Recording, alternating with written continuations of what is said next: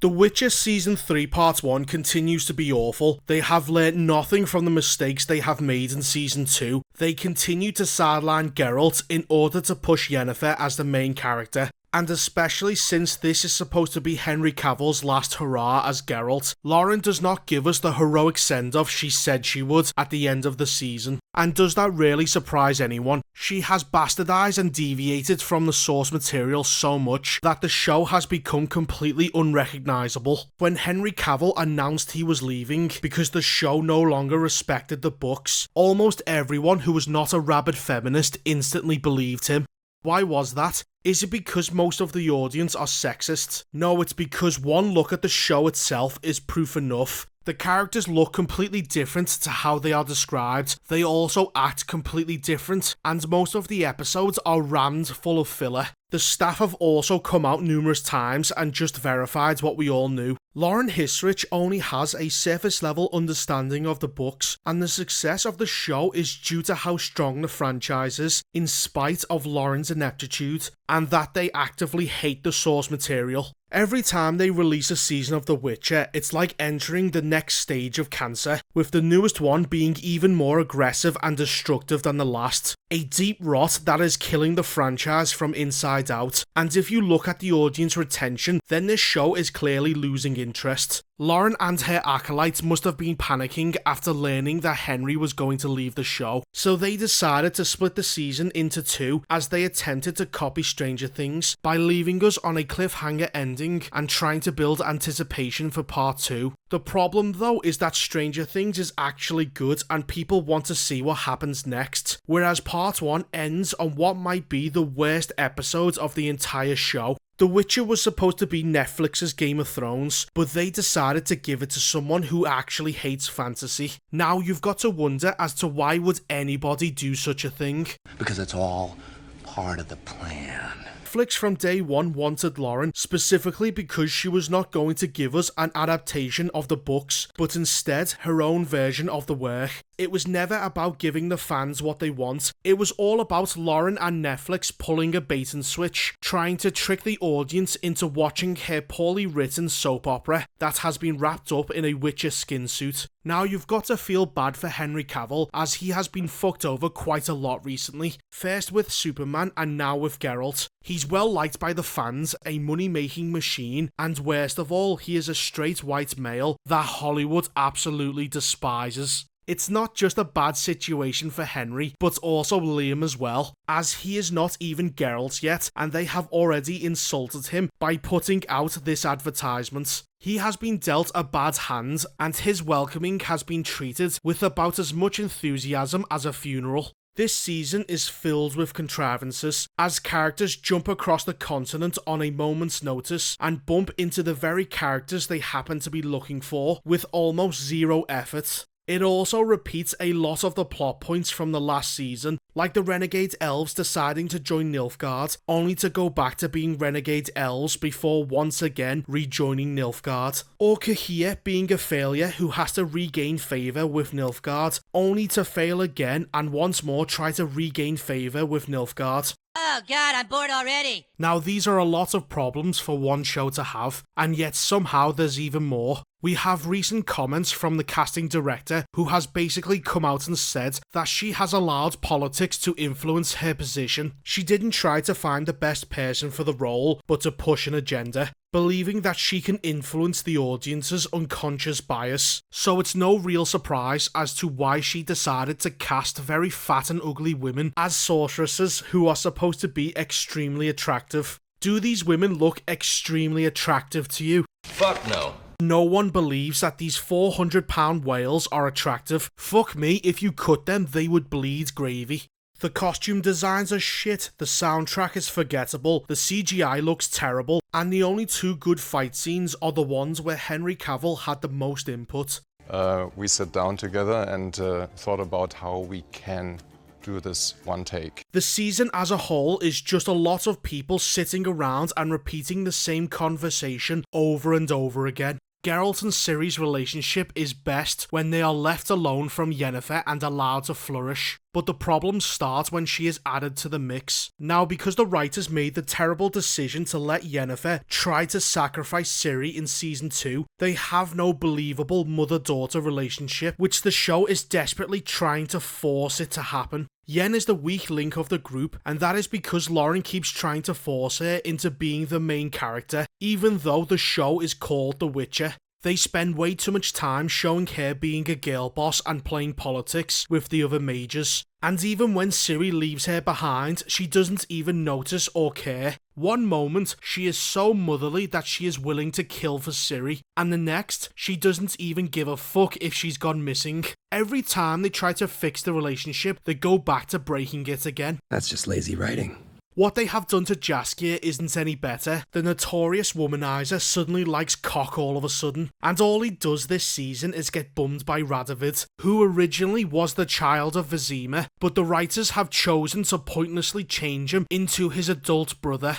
Why? Also, if Jaskier was gay this entire time, then you expect me to believe that he hasn't tried to fuck Geralt at least once. Smells like bullshit to me.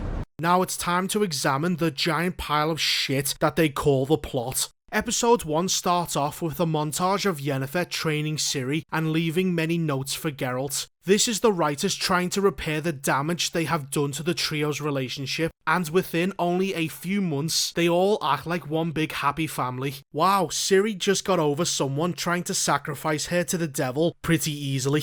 Anyway, the group are constantly being chased by the fire mage Rience, and they have to keep moving from place to place. Now, fire magic makes no sense, as you're supposed to sacrifice something you will never get back if you use it. Except Yennefer did get her powers back, Geralt can use it freely, and so too can Rience, and they don't lose anything for doing it. So already that's a load of bollocks. Bored of running all the time, Ciri wants to go to a party where they end up getting attacked by an armadillo monster. She does a really bad jump and they kill it very quickly. That was easy. That was easy. Tired of being chased all the time, Geralt, Yen and Ciri decide to ambush Rience alongside a bunch of dwarves. Geralt fights Rience, who has fled into his castle, but at the same time this is happening, the group are ambushed by elves. Now, Geralt's entire job is to kill the fire mage, and when he clearly has the opportunity to do so, he doesn't. No, he just picks up his sword and runs right past him. Are you fucking retarded? The reason why he makes such a dumb decision is because the writers needed a contrived reason for the group to split up again. That's fucking stupid. As the fight ends, he says he needs to go and kill Rience, which is exactly what he should have done in the first place.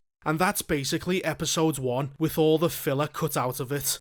Wow, that's really boring. Episode 2 starts with Yennefer wanting to bring Ciri to Aretuza, even though she is a traitor who allows a Nilfgaardian prisoner to escape right in front of several kings. Now, normally a traitor would be tortured and murdered upon arrival, but Yen reckons that won't happen.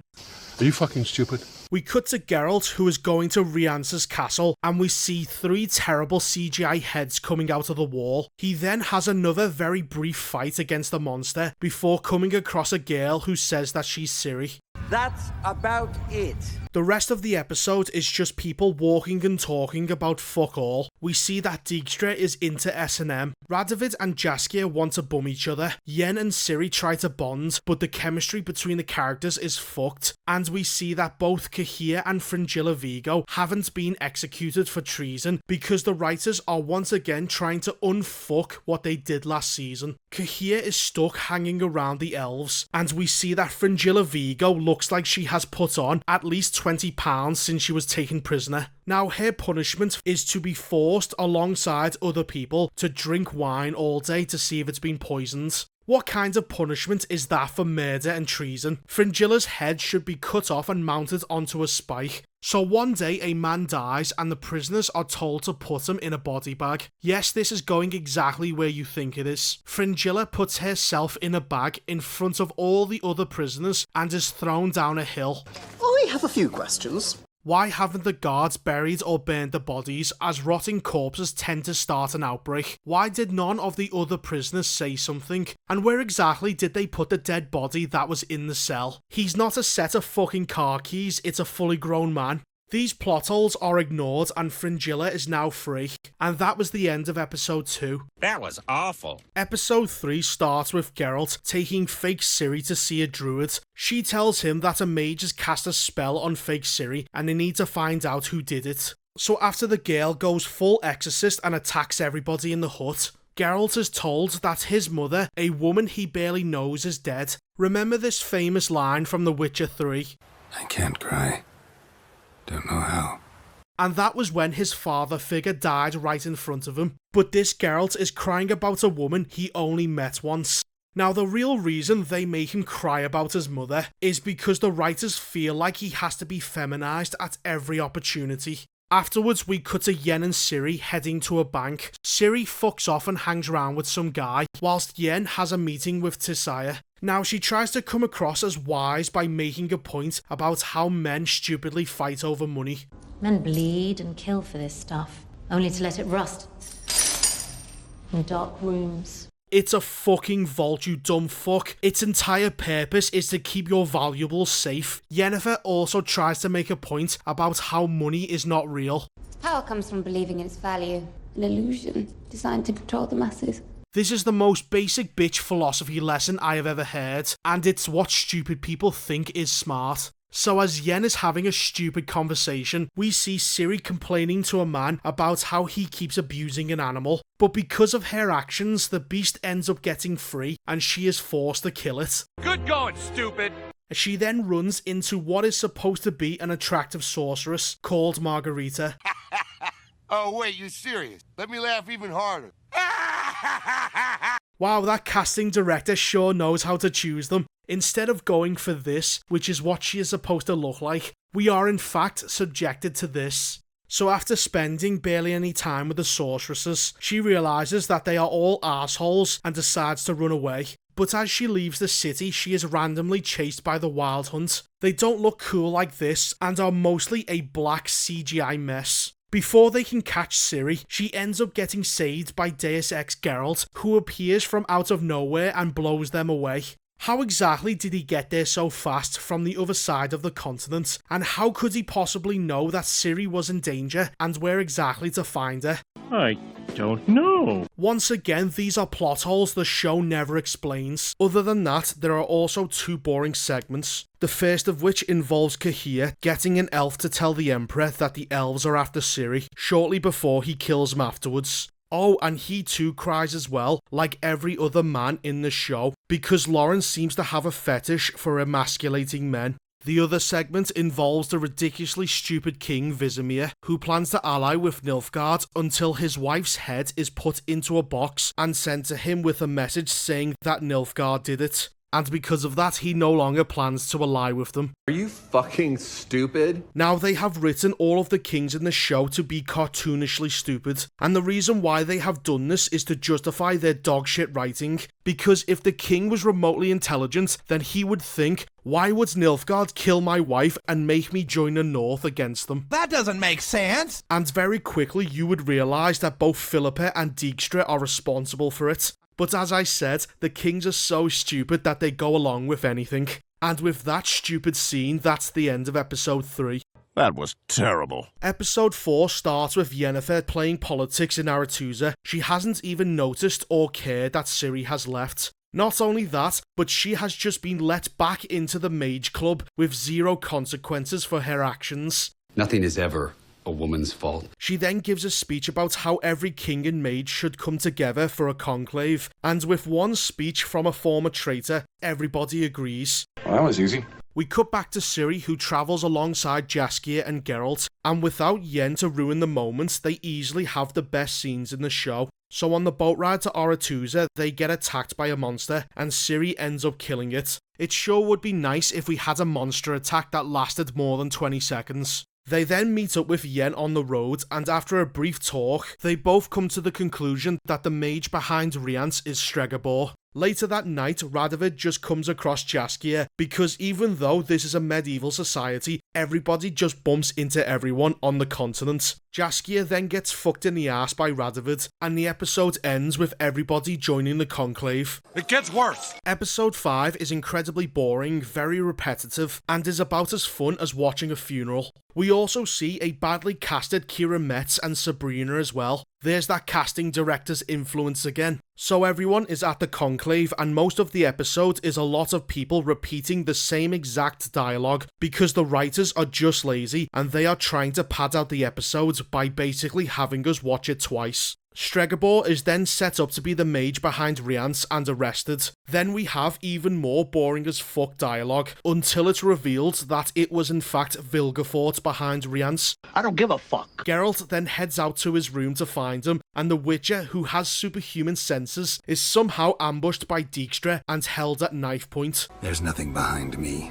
I'm a Witcher, I'd have heard it. And with that shit cliffhanger, part 1 comes to an end. It's a piece of shit. This badly written soap opera, made by a team of talentless twats, are supposed to be giving Henry Cavill the heroic send-off they promised. Well, he has done fuck all this season, as Ciri and Yen have taken the lion's share of screen time from him. They even make him cry about how much he misses his mother. Now, The Witcher is a dying animal that should be shot in the back of the head and put out of its misery. Unfortunately though, Netflix and Lauren are determined to ruin every single aspect of this story. So look forward to part 2, because that is also going to be a piece of shit. Lauren was handed everything you could possibly want, an extremely popular franchise, a megastar that everyone likes and was enthusiastic to play the character, the full support of both Netflix and the media, who stood behind you to make excuses for your lack of talent and to help attack the fans who critique your work. And yet, despite having all of these advantages, she has turned The Witcher into a piece of shit.